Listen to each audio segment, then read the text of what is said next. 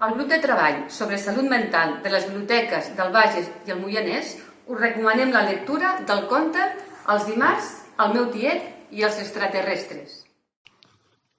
Moltes vegades costa trobar aquelles paraules que ens poden ajudar a explicar als nens que un familiar proper està patint un trastorn mental. Els contes poden convertir-se en una eina molt senzilla i accessible per fer-ho.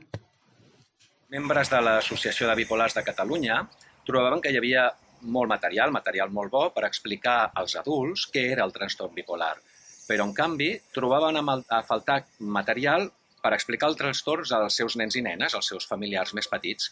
Llavors van decidir convocar un concurs que es deia Contes d'emocions, si em coneixes m'entens, en el qual buscaven això, que la gent es presentés amb contes per explicar als seus infants què era el trastorn.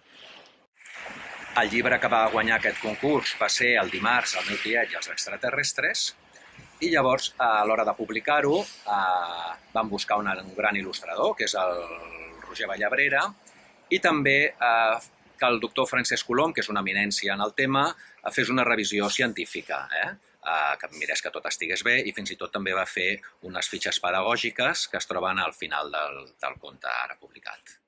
Altres contes que ens parlen de trastorns mentals són El papá de mi està raro, on explica què significa la psicosis. El Max i la seva ombra, que serveix per parlar de la depressió infantil. L'elefant, que utilitza l'element fantàstic per representar la depressió en forma d'elefant.